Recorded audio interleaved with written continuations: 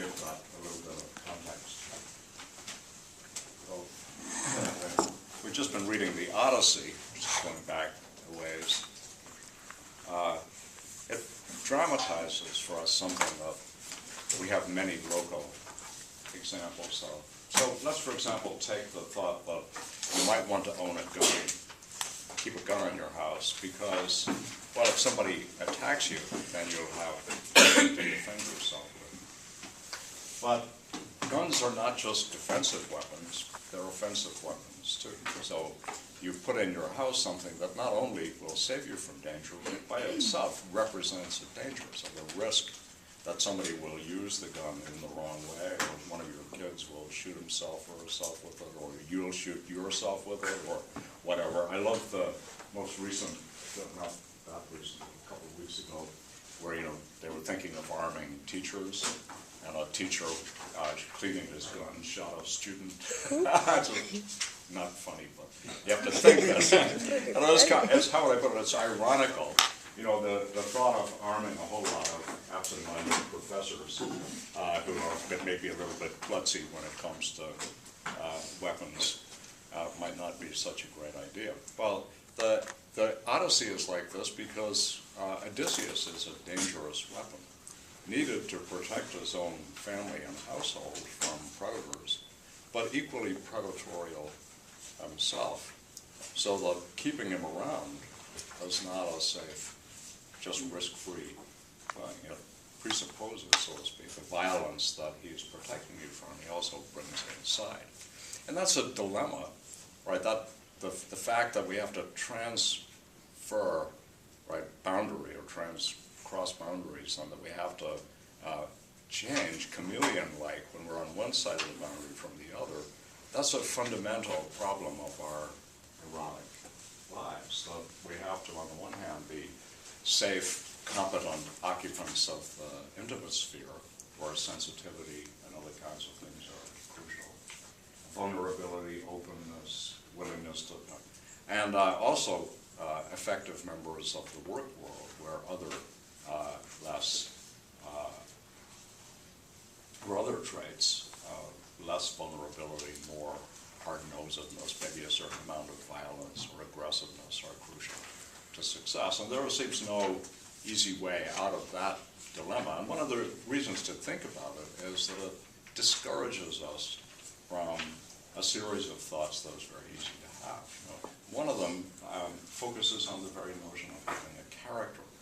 So if we think about the way characters are portrayed, especially in classic novels, or indeed a Greek tragedy, right? We're encouraged to think of character as a kind of little hard module, a little, kind of, how would you put it, a bit of unchangeable software that's lodged inside you. And that's you, that's your character. And that is a constant across all the contexts that you're in. So you're you wherever you are. Wherever you go, there you are. And you behave in this reliable, standard way across these contexts. That's what it is to have a character. And what I want to suggest is that notion of character is tied to a certain kind of organization of the political world. It's not a fact of nature. And as the socio-political world changes, the kinds of ways we need to think about that module change as well. So let me give an example from this book by Richard Sennett, who was a very good sociologist and actually a good cello player too. Richard Sennett, in this little book of his called The Corrosion of Character, is a fascinating little sociological study of the work world in America. It's a kind of easy read too, but there are a couple of really interesting ideas in it. The thought of Sennett is this. He says, here's the story that he tells, and I just want to go through a little bit of it and then look at what he focuses on. So Sennett tells a story about a father and a son, and this is not a made-up story, this is a little bit of sociology, right? About the impact of changes in their patterns of work on the intelligibility of their love stories. So he's putting together two thoughts, right? One is the way they're going to live out their love lives and the kind of work life they're going to have. These are two spheres, but they're not wholly independent. And so, for example, nobody wants a Homeric hero in their household anymore. Why? Well, marauding bands of, they're not part of our lives in the same way. That's not what you want to protect you. It would be kind of useless. Odysseus is good with a bow and arrow, but when the hard-faced men show up with the Glocks, he's not really going to be much help. So it's kind of outdated, and that's an important thought about it. Enrico, the father, worked as a janitor, cleaning toilets and mopping floors in a downtown office building, and he did so uncomplainingly because his work had one single endurable purpose, the service of his family. After 15 years, he'd saved enough money to leave his old Italian neighborhood for a house in the suburbs. Then his wife got a job as a presser in a cleaning plant, and by 1970, when the Senate first interviewed them, they were saving for the college education of their two sons. It's a common story, right? Anyway, the war, really between the wars and well into the 50s and 60s in America. What most strikingly was about Enrico and his generation was how linear time was in their lives. Year after year of working in jobs that seldom varied from day to day, and along that line of time, achievement was cumulative. Moreover, the period in which they lived was predictable. The upheavals of the Great Depression and World War II had faded, unions protected their jobs, and though he was only 40 when I first met him, Enrico knew precisely when he would retire and how much money he would have. His life thus made sense to him as a linear narrative. The scaffolding of this narrative is political, peace and prosperity, the existence of unions with seniority rules, government pension schemes, and so on. It's also psychological. Enrico needs the self-discipline, the ability to postpone gratification and make sacrifices for his family that amounts to having a character of a certain familiar type. Loyal, industrious, steadfast, self-sacrificing. To live out the narrative, he needs to be that character, right? So the narrative and the character are made for each other, right? The traits, the virtues, the things that you need in order to live that life are scriptable ones. We can see what they are. Rico, the son, has fulfilled his father's dream. He's got degrees in electrical engineering and business and runs his own consulting firm. His wife manages a big team of accountants. Their income on the national scale is in the top 5%. They're equal working partners, moving from place to place, sometimes because of his work, sometimes because of hers. In 14 years, they've moved 4 times. That's a lot of moves, and there may well be more ahead. Today, a young American, this would be you guys, a young American with at least 2 years of college can expect to change jobs 11 times in the course of working and change his or her skills base at least 3 times during those 40 years of labor. That's a lot of difference from the father, right?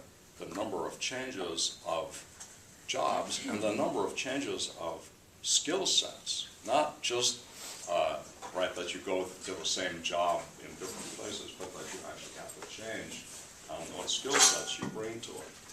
What this means, in effect, is that the traditional career progressing step by step through the corridors of 1 or 2 institutions is withering. Linear narratives in which experience, advancement, and wealth are cumulative have ceased to apply. Jobs have been replaced with projects, hierarchies with networks. The fastest growing sector of the American labor force consists of people who work for temporary job agencies. The motto everywhere has become no long term.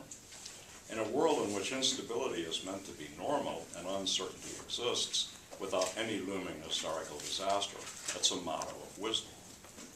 Acting as if there is a long term in such a world would simply make you incapable of the supple responsiveness to rapidly changing and uncertain circumstances that alone ensure profitability and survival.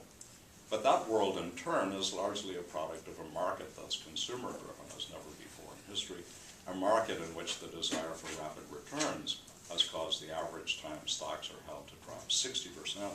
These are huge changes. If you think about, once upon a time, people invested in the stock market, held on to their stocks. Now we've got far more valuability of the stock market, switches and changes as well. So now notice the two narratives, right? So one is, you need to be a certain kind of person to be a success in a certain kind of world, to have a family, to bring up your children, and to do well. You need to be a certain kind of person. Now that's not true. Now you need to be a different kind of person. And I think one of the things that if you read Sennett, you can see a kind of nostalgia for the old reliable narrative of the past, the sense of character, what it is to be. And he contrasts two people. He talks about the other part, so that's the traditional narrative and the change, and then he talks about a different one. A different part altogether applies not to the workers that we've been looking at who've changed their skill sets and their jobs, but to the bosses, the people who are successful in the new world. A different part altogether applies to these, the movers and the shakers. The capacity to let go of one's past, the confidence to accept fragmentation. These are two traits of character which appear among people truly at home in the new capitalism. And they're not mere isolated traits. Like trustworthiness, commitment, and the rest, they constitute a particular type of character, that of someone who has the confidence to dwell in disorder, someone who flourishes in the midst of dislocation. With such a character, you could be among the Bill Gateses of the world, one of the rulers of the flexible realm, as Sennett calls them. The new masters who've rejected careers in the old English sense of the world as pathways along which people can travel.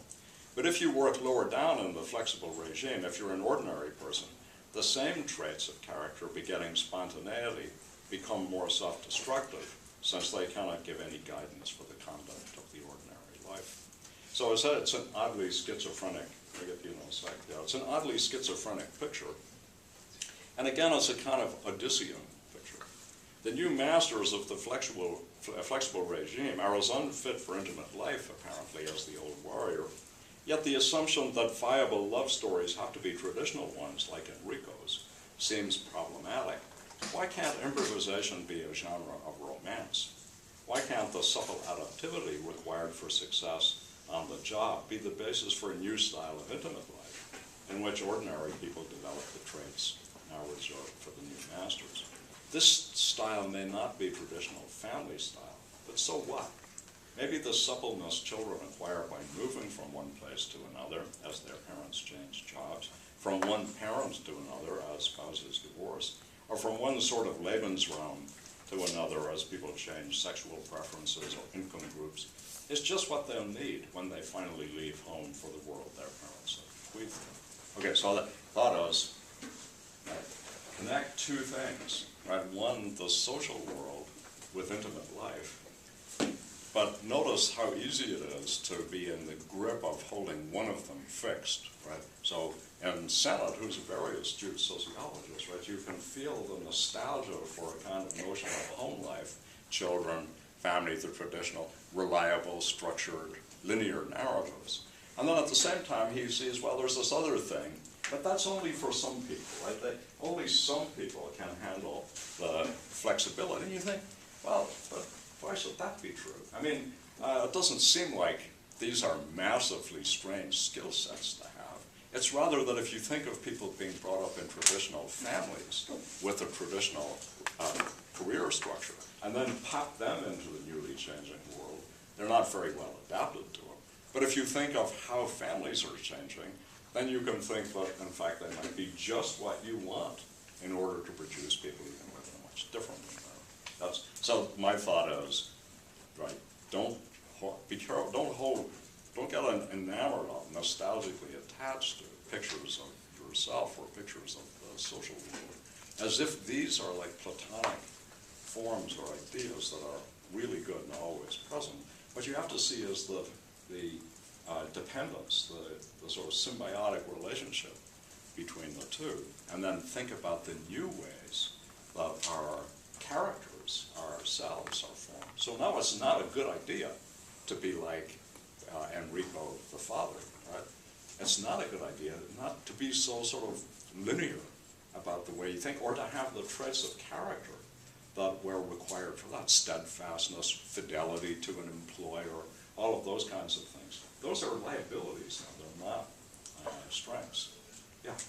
Yeah, no, I think it's definitely necessary to tie both of these together, because I agree that you'll have people try to either say flexible economy, traditional morals, which is kind of like, in a lot of ways, the neoliberal perspective, or flexible morals, rigid economy, which is kind of the defensive leftist position that you get a lot of places. But like the way that I think about this kind of stuff is that there's a great advertisement that Apple put out in the 80s, which some of you may have seen. It was like their Super Bowl ad, and it's like this kind of pretty short sequence that has this kind of 1984 type like caricature of IBM. Yeah. And it's like these people marching and this man on the screen and that kind of thing.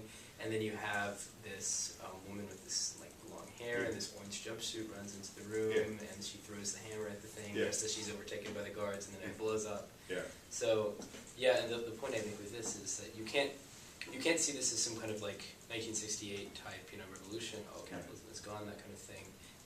You see a fundamental change in which, instead of the kind of traditional understanding of like what a Fordist like assembly line, you have a break, but it's not much, and that's not the main act. The main act is this kind of production thing that's very constraining. Instead, you see like living social life, going on trips, educating yourself, making love, even that kind of thing. All of these are integral aspects of the production process in the same way as like cranking on the assembly line. So I think one of the so notice what we've established is a kind of correlation between two things, right? A sort of adaptation of us to a work world that is itself in part a product of changing forces and pressures. But nothing about that tells us yet what's good or bad, right, or what we should be thinking. It's just, these are not norms. They are simply correlations between character sets and the work world. The question of what should we have, what would be better, that's a different kind of question. But one thing that's fairly clear is that the world that Sennett is talking about, when he talks about the linear narrative, where you get a job and you keep it until you retire, that world is gone. And so have almost, if you think about it, even since the Second World War, all kinds of jobs have just disappeared. Nobody does them anymore. They're gone. It's not as if somebody else is doing them somewhere else. Increasingly, all kinds of jobs are just no longer needed. We can do without them. And every day you discover new possibilities, right? Self-driving cars, self-driving trucks, self-driving drones, who knows what we'll have, right? Where lots and lots of things that required a human being to do monotonous, dreary tasks have simply disappeared. I mean, this is, again, this is not an Edenic future I'm picturing. I'm not trying to say what's good or what's bad on this. Simply that one of the things that we want to think about when we think about what kind of love lives we'll have, how love is going to fit into the world we live in, is that the world we live in is not the one in which most of the love stories we read. So we're fixed on a set of narratives about love, right, that are actually developed, that are way behind the times in one way, because they're still picturing a world of work and family that's largely disappeared. Of course, that's not true of all of them, but it's true of an awful lot of them. So, any thoughts? Anybody want to say anything about that? Yeah. Well, so when you are talking originally about the linear narrative, I get the feeling that in some sense that's also sort of naive. And obviously, like, the way that we perceive, like, the lifetime of the individual has changed immensely. But is that to say that it genuinely was sort of static and linear and not threatened by things before? I think it so probably not absolutely, much more so. And you can look at that if you just think about the statistics of the stability of the labor market. So how many jobs did a person hold? What kind of lifestyle? So here's a guy who works at the bottom of the market. He's got no skills. He's probably an immigrant, right? He works as a custodian of a building, cleaning and so forth. And yet, within his lifetime, he's able to move to a nicer house in the suburbs and send his kids to college. So you could think of it that way, that even with, his wife starts contributing later when the kids are ready to leave school or go to school. I think that's the thought, is you just look to see what the sort of averages were. And I think that all kinds of things, labor unions being massive sort of protectors of workers' rights and so on, and these were powerful presences to kind of insulate you from getting made redundant, from your factory closing, a whole lot of things. But as money, capital, can sort of move around the world as it does now, right? That's a different kettle of fish, right? So you see it. We're still acting out part of that drama, as you can see in the narratives of what America is, for example, that politicians draw on, the social imaginary, right? How we see ourselves. The thought is, that we can save small-town American life by getting the local manufacturer of air conditioners not to move the factory to a more profitable region. And how do we do that? Well, we give them money to stay, right? We have to incentivize them. The idea that, for example, loyalty to the population, right, that built the company, that's no longer a very important value. In the same way, the other way around, workers don't see the corporation as a benevolent element in their lives, like a family, that would protect them from the moment they entered till the moment they retired. They see them in an adversarial, exploitative relationship. So all of these have, in part, are results of forces that we can understand, right? Namely, as transport of goods becomes easier, it's easier to make them somewhere else. The cost of transporting them goes down. Ports develop, big container ships. Without those, you can't do this, right? And there's the facilitation of transfer of capital, right? That all has to happen. And governments enter into complex negotiations with corporations to ensure that that can happen in a sort of orderly way, keeping the peace, putting commercial barriers to trade with rogue nations, hurting them if they don't do what you want. So a lot has changed. And the point I think to make is that these changes are not neutral with respect to our characters and our emotional lives. So kids in the 50s worried about nuclear holocaust. Right? That was a big part of the drama. Duck and cover. Fantastic to think about. As a hydrogen bomb is going on, you should get under the desk. It'll be much safer in there. It was, but there was a lot of that in the school. Right? A lot of sort of awareness that something terrible could happen, and it almost did with the Bay of Pigs Cuba thing. Right? We have different anxieties, and as a result, right, our characters have changed. We have to adapt to a whole set of different things. So if we think, really, what happened? How did everybody suddenly get attention deficit disorder? Why are so many people taking antidepressants? Well, you could think, is that just some kind of artifact, like somebody wants to sell them and we're just doing a better job of diagnosis? But another thought is, the world produces far more of these things because the world itself has changed in all sorts of ways. So to adapt to it requires more medication in some cases than it would before. Why? Well, the world has changed in that way. You need a lot more. Just as you need to take antihistamines if you suffer from allergies and the pollen is. Well, I'm wondering if a good way to make sense of this, I think it's tempting to see all of human history on some sort of progression where the amount of change that happened sort of economically in a sense a long time ago was happening over hundreds of years in between small technological advances, and then it gets more and more rapid. And the interesting thing that this story has picked up on is now that Whereas change used to happen over hundreds of years or a couple generations or every generation. Now it's happening within a generation, and I guess that's what's making it unique. But I think the reason I'm focusing on this is because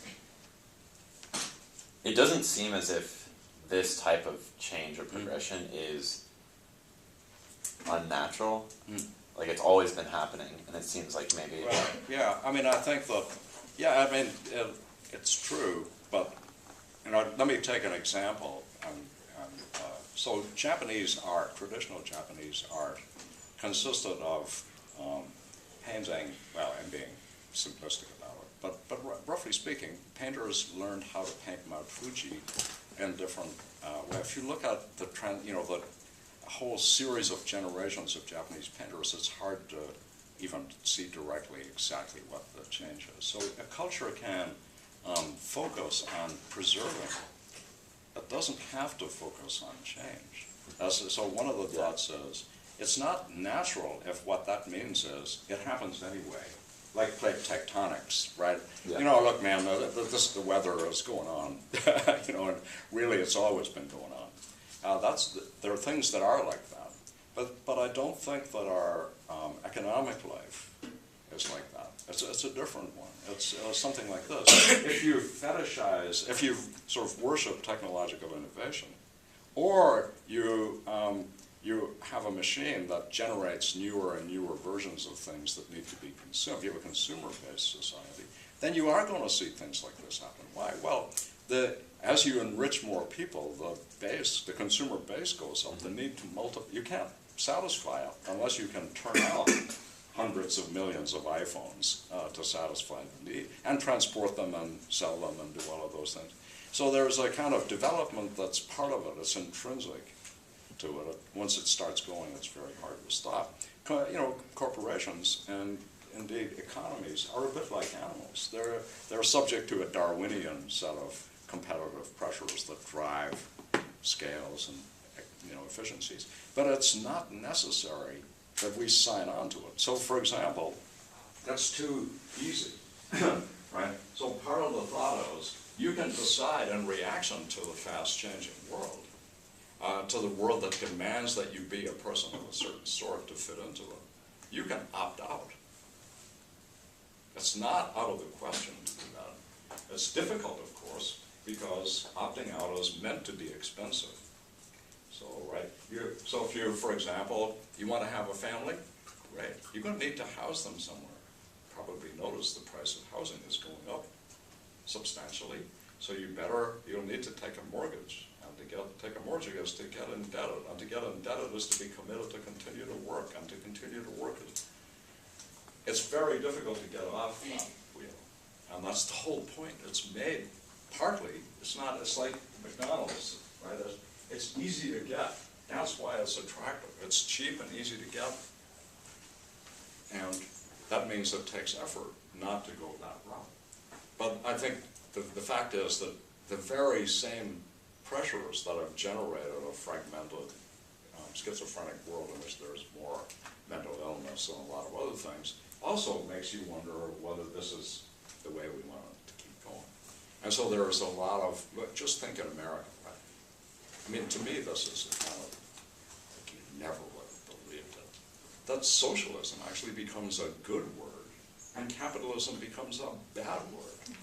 This just happened, right? I mean, yeah, it did. Oh, yeah, look, it did. Yeah, it did. I think what I mean by that is you can now worry about and ask realistic questions about whether world capitalism is really such a good idea, and you won't just be shot or laughed off stage. And in the same way, you can think that maybe some elements of socialism, like national health care, are good things. And again, these are part of a political dialogue, and it's not clear, just where things are going to come out on this. Whereas I would have thought 10 years ago, 5 years ago, you couldn't really have gotten this dialogue going. I mean, it would have been just politically impossible to get it going. So that's part of it, I think, the kinds of jobs that are now available, right, and the way that the kinds of lives that they're going to make possible are getting less and less attractive. So once upon a time, here's the guy working as a janitor. He thinks, I can see a better future for my kids. Now people working like his kids can't see a better future for their kids as clearly. They see their kids will be lucky to live as well as they do. They may not be able to afford a house unless they inherit one. Right? They may not be able to. These are huge changes in the social imaginary. Right? The kind of reassuring, sustaining story that we tell ourselves about our lives has started to get a little threadbare. And people have worried. The American dream doesn't look as good as it did in the 50s and 60s. And there's a good reason for that. It isn't as good. So once the dream starts to look a little threadbare, and you start to see holes in it, the possibility of new, different ones emerge. The secession of California. We've had enough. Right? We've had enough. Well, once upon a time, they all had to agglomerate. That's not out of the question. We can't live with you anymore. We don't like you. We don't want to live with people. We don't want to be part and parcel of people who live in Texas and have guns. We want to be in California and do our thing. Right? That's not out of the question. Nothing is out of the question. That's a good way to sort of think about it. Things can happen like that to radically change a political reality, to make a groundswell of dissatisfied people can have a huge political impact, especially now that you can all organize thanks to the new technologies. But the reason I wanted to go into this direction is our love lives and the stories that we tell about them are not separate from this. It's very easy to imagine that where the quintessential love story, kind of as I say, it creates a penumbra, a little golden penumbra around the lucky couple or whatever it is, right? And it says, never mind about what's going on out there. Just let's look at the internal dynamic of this relationship and what it's like. But that's not realistic, right? That's not what love stories are really like. Part of those love stories is their fantasies to provide you with a kind of fantasy satisfaction, because your real life is not going to provide you with it. They're like drugs. They're not really intended to be lived out. They're intended to give you that little glowy, sentimental, kind of nostalgic feeling for a while, a feel-good movie, and then you come out and go back to work in your cubicle or whatever, and it sustains you, right? And then you think, oh, maybe it could be like that. But those are specious dreams. They're unrealizable in a world like ours, almost impossible to realize, and not very attractive either. So we're busy making up new love stories to fit, and we should be. Can I generalize and introduce you to two important ideas?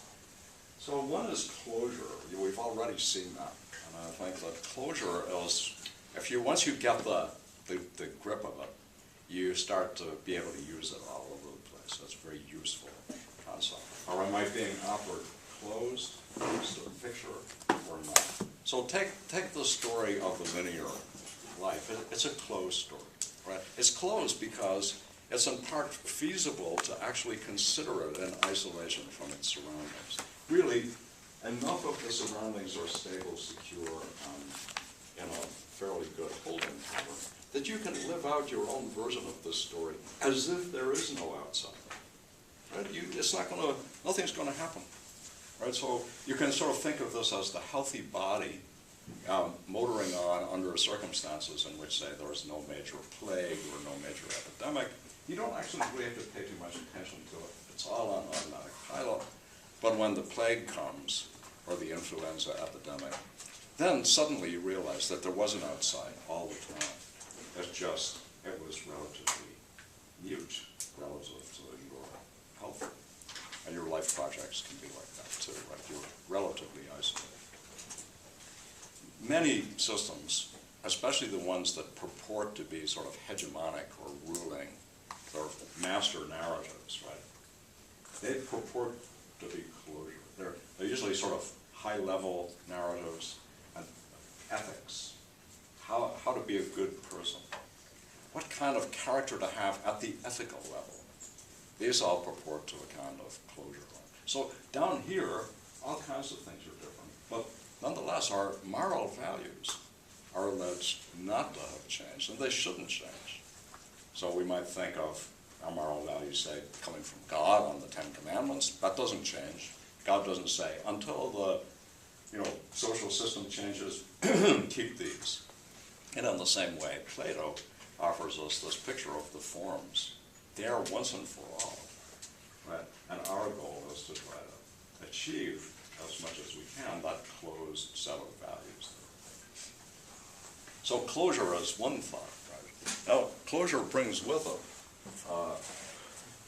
the notion, which I'm now thinking about, of exit. So here's closure. And what I think of as exit is a way out of the closure. So if you think this way, so if you think we could have absolutely certain knowledge of things, values, whatever, it doesn't matter, absolutely certain knowledge, then you would think that closure was a really good idea. Why? Well, because when you get it, you want to keep it. But if you don't think you can have absolutely certain knowledge or absolutely certain values, then closure is always premature. Right? It's always premature to say, we don't need to do any more research. We've got it. We don't need to think any more about our values. We've got them. We don't need to worry about change because these things ride above the change. So if you think that closure is possible, then closure becomes good. But if you think closure is not possible, then your worry is that you'll prematurely close. You'll close when before you're entitled to, in which case you need exit. You need an exit strategy. So remember what I said about heaven. So heaven is the ultimate closure. You get all of the bad crap and you close that off down there in hell, right? They're not coming out.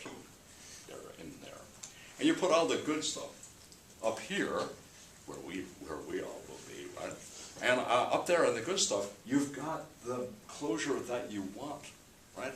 Perfect satisfaction of perfect happiness, no reason to exit. Notice that presupposes heaven.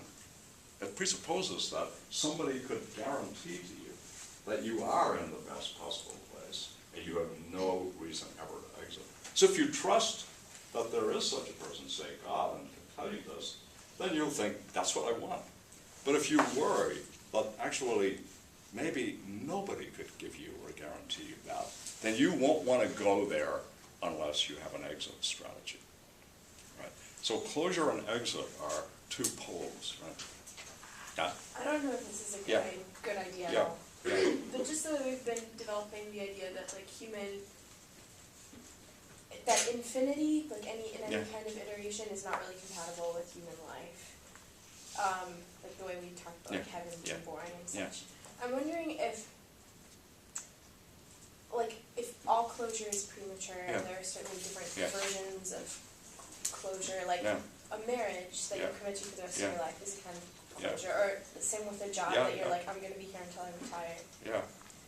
If our society is changing in ways that we're going to have rapidly changing job spheres, or that even our relationships are forming, that people aren't maybe expected to just be in one long-term relationship for the rest of their lives, isn't that a way of having an exit strategy from premature closure that's better suited to human life and human needs? Yeah, so I think that's right. So think of the traditional marriage, the one before there was divorce.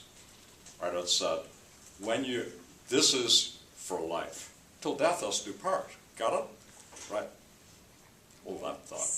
That's it. You go in that room, you can't come out, except by killing your spouse or having the spouse killed off. The exit strategies were costly. Let's put it that way. So what happened? Well, that nice closed system, of course, offered an awful lot of security and other kinds of things, provided it was good. Right? So if it was a good enough marriage, good enough family, good enough job, It offered an awful lot of reassuring benefits, so sort of like this. Nothing too awful is going to happen, right? But if something awful does happen, you can't get out of it. So what happened is we developed exits, right? Divorce, then easy divorce, then essentially just consensual divorce, right? You don't even have to go get pictures of your beloved doing naughty things with somebody else, as you used to have to. Now it's just enough that you say, we don't want to be in this marriage anymore. Separate for a year in the state of North Carolina, and you're divorced after that. Right? You don't need a big, it's easy to get divorced. So we thought, we want an exit because, right, part of what we wanted in this closed space, intimate, came to want is not something that it's easy to get. And so as a result, you can think you're going to get it and discover that you can't, so you want to be able to get out of it. And I don't want to think, oh, closure is always bad, exit's always good. I think the different thought is closure and exit dramatize the importance of two things, neither one of which is closure and exit. It's a sort of flexible, compromise between the two. You don't want all exits. That's unbearable. You don't want all closure. That's unbearable. You want an in between. It should be difficult to leave a relationship, not just legally. I mean, emotionally difficult. It shouldn't be impossible. Why? Because, well, relationships do go bad, and we only have one life, and all of those other kinds of things. So now I want to give you a sort of little way to think. So when we look up the notion of love, right, or any, I'm going to take answer, we've been doing it, but I could do it with other notions too. So take love now, and then, try to close it. So that would be like this. X loves Y if and only if. Then also be to give a list of what constitutes real love. Well, real love. Here's the closed list. You want to know if you love so-and-so, just see if you do all of this. So, like, take this. Wanting the good for the other person for his or her own sake. Do you want that? Is there emotional closeness?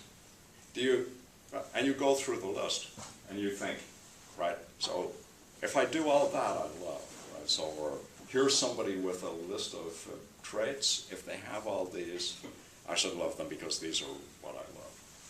What I think is that a way to think about this is that love will always resist closure. So it's sort of like, so come on, so think this. You fall into it, you don't really know why. You can fall out of it, you don't really know why either. Now, that little bit of logic, that little feature of love, tells you love resists closure. Why? Because if it could be closed, you couldn't fall out of it. And if it could be closed, you couldn't fall into it. It wouldn't be falling. It would be more like running your finger down a list, like the blue-footed booby, right? You'd be saying, is the foot blue enough? If it is, that's it. That's all it takes. So here's the thought, right? Every time, why is it that love stories are almost always sort of revolutionary stories? They're stories of the unfortunate couple who love, although all is against them. And yet love conquers all, as we say. But that's the positive, that's the falling in part, right? Love conquers all. But then it turns out that love is so easily conquered once you, right? It can evaporate. So you've got two complicated poles for it. One is, right, it's very strong. Why? Because it can resist all these other forces that say no to it. But that strength that resists is not strong enough to just keep it. It can evaporate just as quickly as it's formed. So here's a way to think of it. Think that that's just what we want it to be. We want it to have those traits. So it's very useful to have, very important to our erotic lives, that we should have a notion that's got a structure or logic to it that's like that. Right? Let me explain why. Why would we want something that just had those little features that you fall into it And then it's so strong that even all the other things in your life, your parents, the social world, the political world, can't break it. Right? That's the story. And yet, once now you're in it, you've got it, it can evaporate. It turns out that it's not so strong. You can't even say why it disappears. It appears, it disappears. But why would it be like that? And so I think that a way to think of it is, why does it provide closure and exit? It does both, right? When you fall into it, it's like falling into a vacuum, right? You can feel like you can't get out of it, right?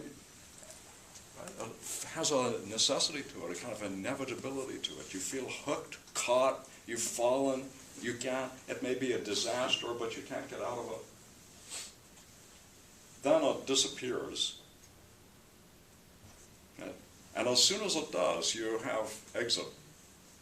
So what I want to say is, our emotional lives thrive on or need this. It has to be that, so we shouldn't be thinking this way. What's love? Let me give features that it involves. We should be thinking, what role does love play in our emotional or general economy of thinking about the world? What kind of a tool for thinking is it? What kind of a device, a socially provided device is it? And I think that we can try to start making sense of it if we think in terms of closure and exit. Yeah. In terms of like what you were talking about before, like, in terms of like automation stuff, Yeah. instead of we become like further automated in like Yeah. our jobs, which would I guess like as a consequence lead to like more leisure. Would that lead to like, if you have like, this leisure, that lead to like contemplating more exit opportunities or becoming more entrenched in the closure? Well, you can think of it both ways, right? So one thought is, we have exit strategies from boring jobs. Automation has given us a massive exit. We don't have to do that. Just think about the kinds of jobs, some of them very highly paid, like an actuary. So actuaries work out, the risk when you're getting a life insurance policy or home insurance policy. It used to be a very well-paid, highly skilled job. Now computer programs can do it better. They can replace law clerks. Most of it is searching for precedents and other things, looking through the law. It's boring. Right? It takes a lot of hard work. You have to pay attention to details. You have to look at a whole lot of boring old statutes. Computer program can do it like that. Right? And there are a whole lot of others. We all know this, right? So routine language teaching, logic teaching, elementary diagnosis for your doctor. Really, computers are much better. They don't get tired. They don't get bored. They'll go on, no matter how recalcitrant you are, they'll keep at it. Long after a human being would have given up, right? So a lot of that stuff is good. But of course it now casts us back on our own resources. So it all depends what those resources are. Suppose you've been brought up to be an actuary. You've trained and become educated. Now you're out of a job, right? And what are you going to do now?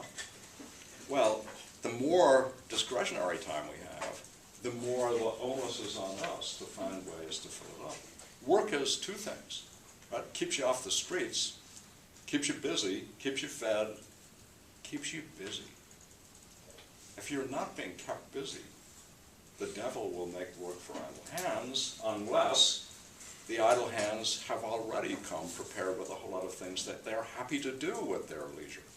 So, different one, right? Work tires you out. Most of it is very boring and not fun. You come home from it at the end of the day, you're tired. You really don't have much energy to put into something else. That's another factor. You're ready for narcosis or that sleeping dream, which television is. So your mind is like in dream sleep, but something is going on, right? So think about it, right, it's those two things. One, it takes up a whole lot of hours of the day, and the other, it makes the other hours of the day such that you can only do certain kinds of things in them, right? So that's a big picture of it, obviously. It's not quite like as bad as that for everybody, but it's pretty bad. So think that if your education had to provide you with a rich life, the resources to live a rich life in leisure, what it would look like. Increasingly, that's going to be the challenge. It's going to be, otherwise people will be resentful troublemakers. They'll have all this leisure time, and they won't have anything good to do with it, so they'll start organizing political groups or hate groups or some other things that you see, just in order to entertain themselves and keep stuff going. Right? Boredom is a real social factor. Okay, so now, bear with me, right? Go back. Yeah, so exits are often exits into other structures. They're not absolute exits. The only one of those is suicide. That's a real exit. But most exits are, you don't want to exit that totally. You want to exit into something a little better than what you're in. Right?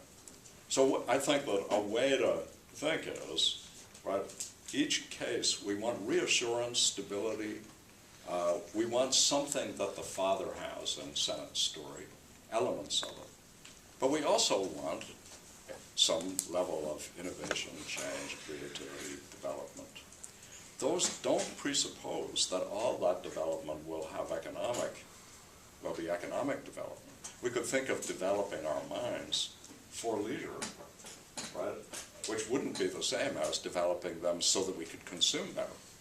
We would be developing them so we would have access to more engaging, stimulating things, to fill up the life that work no longer occupies or fills. So this would be to take the drama in a different direction.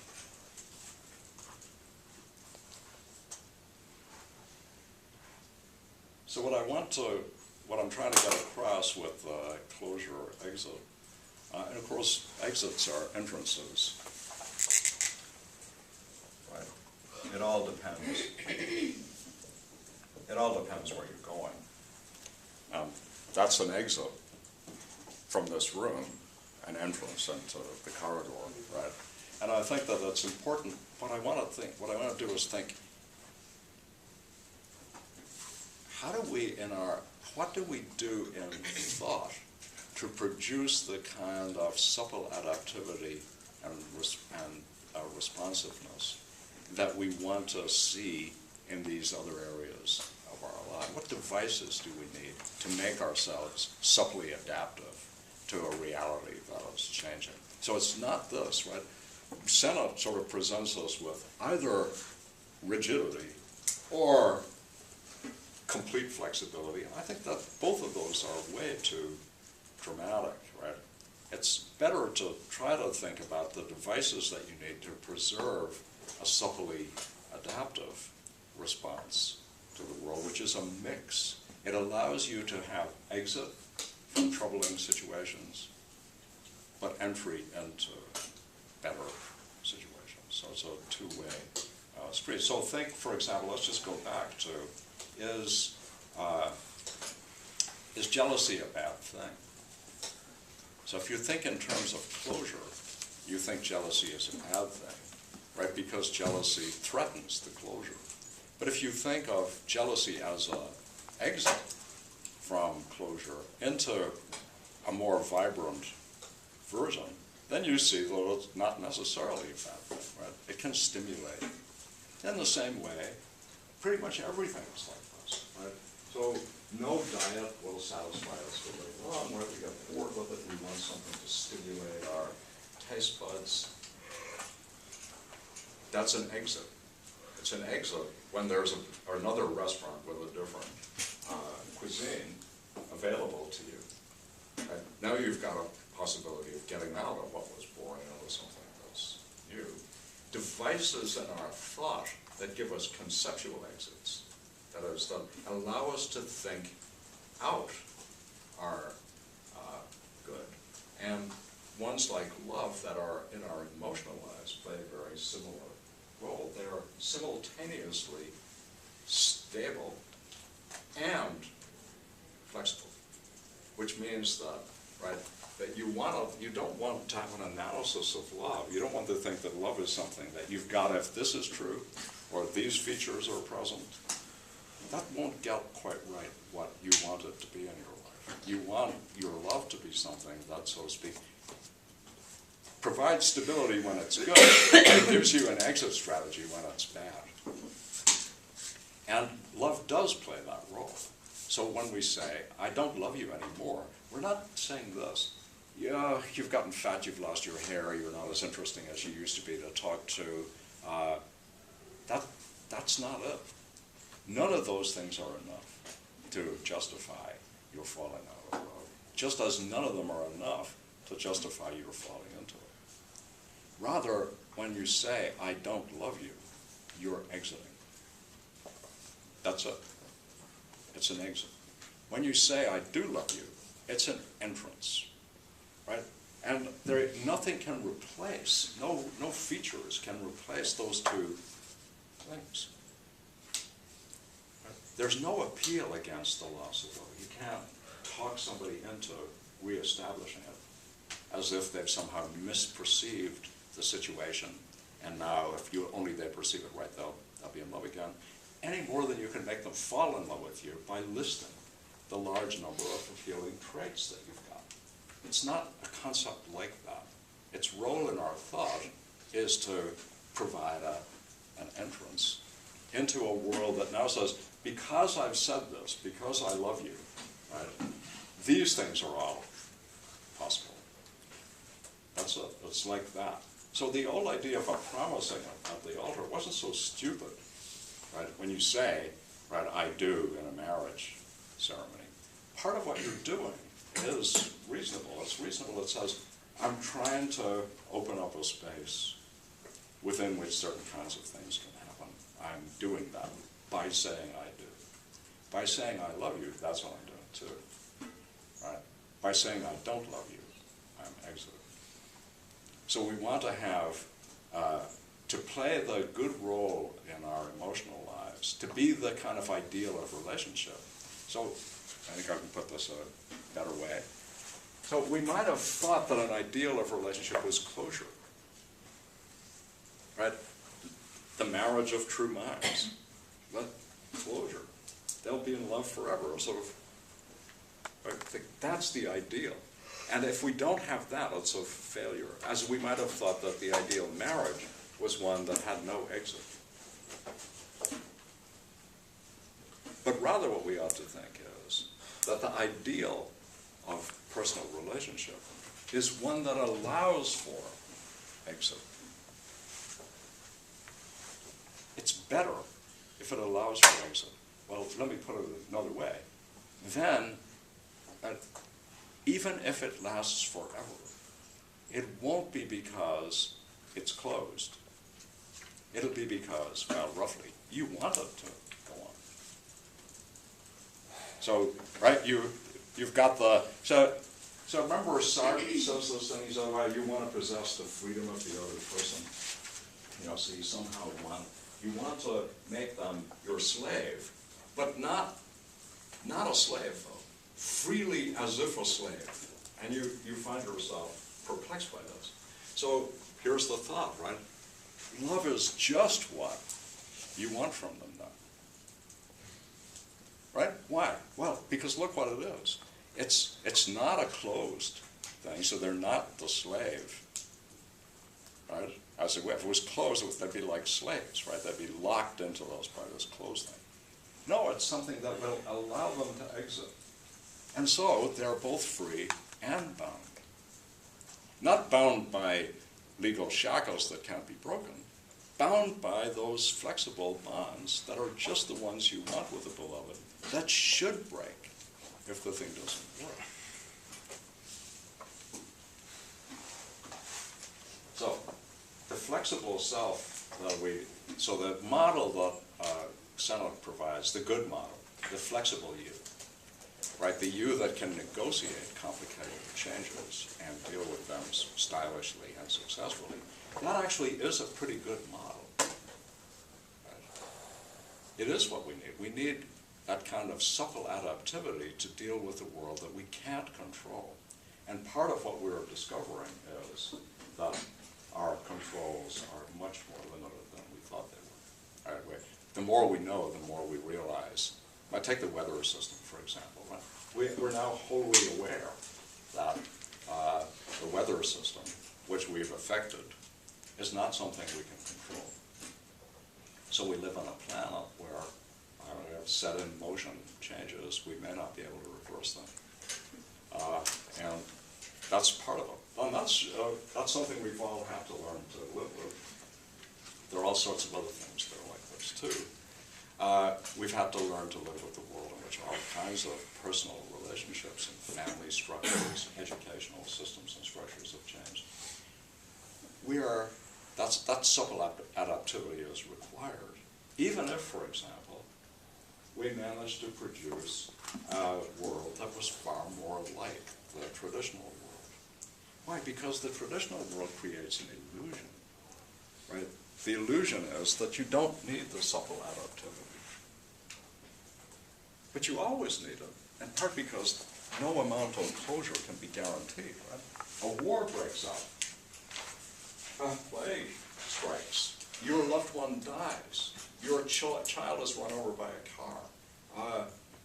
You can't lock out those things. Some parts of your life can be insulated, but you still need the capacity to deal as well as possible with the vicissitudes of life. And whatever those happen to be, right, it's better to be able to deal with. So that requires not kind of an open door, you just go with everything.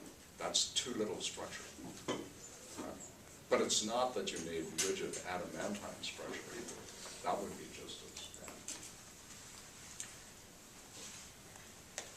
Can I read a little more?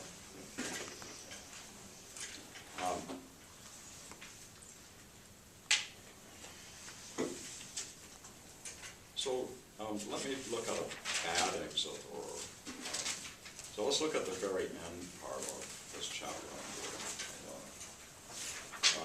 So we go back to the blue-footed ubi. In the rest of the animal kingdom, sex and reproduction are closely linked, so closely that we can speak of the sexual instinct as the reproductive one. The invention of effective contraceptives, especially the birth control pill, brought about a revolution in our love lives by separating the two. One result is that sex has become something we can have and maybe even admit to wanting just for itself without love or marriage. That wouldn't be feasible without effective birth control. Another is that we no longer need to take at face value the phenomenon of love at first sight. It may just be lust or romantic infatuation, something that doesn't have to lead to marriage, right? Same reason, right? If every reproductive act every sexual act was potentially a reproductive one, the pressure towards traditional marriage would return. And part of the reason that there is an attack on especially women's sexuality and the control of it is that that's to restore a traditional world, because those two go together. I mean, take away abortion, and that's already going to be a pressure towards traditional relationship, because accidents occur even with good contraception.